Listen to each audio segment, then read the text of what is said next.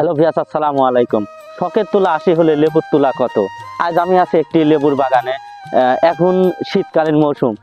শীতে স্বাস্থ্য সতেজতা সুরক্ষা বজায় রাখার জন্য আমাদের লেবু খুবই গুরুত্বপূর্ণ। আর আমি আছি সেই লেবুর বাগানেই। দেখতে পাচ্ছেন অনেক বড় বড় কিন্তু লেবুর গাছ। আসলে এই লেবুর গাছটি পরিচর্যা করতে অনেক সময় লাগেছে। আমরা জানতে পারলাম যে একটি লেবুর গাছের বয়স 10 বছর।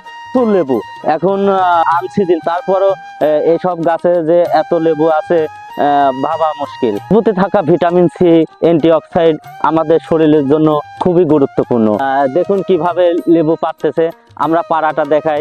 এটা হলো কিন্তু পাড়ার যন্ত্র। এত বড় গাছ থেকে লেবু পাড়া, কারণ লেবুর গাছে যে কাঁটা থাকে সেটা কিন্তু ভেদ করে লেবু পেড়তে হয়, আর তার জন্য কিন্তু এই যন্ত্রটা তৈরি করা হয়েছে। লেবু গাছের বয়স কত? লেবু গাছের বয়স 9-10 বছর এরকমই হবে। আর এখন আপনার ডাল সিজার পর আমাদের লেবু ইনশাল্লাহ আল্লাহ দিলে খুব ভালোই হয়। তাও এক এক টানে 50 মণ 40 মণ লেবু টান দেওয়া হয় আমাদের। তারপরেও কিছুদিন পরে লেবু আরো ফুল জালি এখন গাছে দেখা যাচ্ছে, আরো কিছুদিন পর লেবু অনেক বাইরে যাবে। কয় বিঘা জমির পর আপনার এই লেবুর বাগান? আমার এটা হচ্ছে 3 বিঘা জমির পর। 3 বিঘার বাগান করে কেমন লাভ হচ্ছে লেবু চাষ করে? ইনশাল্লাহ আমাদের খুবই ভালো হচ্ছে। বিঘা প্রতি তাও 3 লাখ টাকা করে, 3 বিঘার 10 লাখ টাকা বছরে আসে।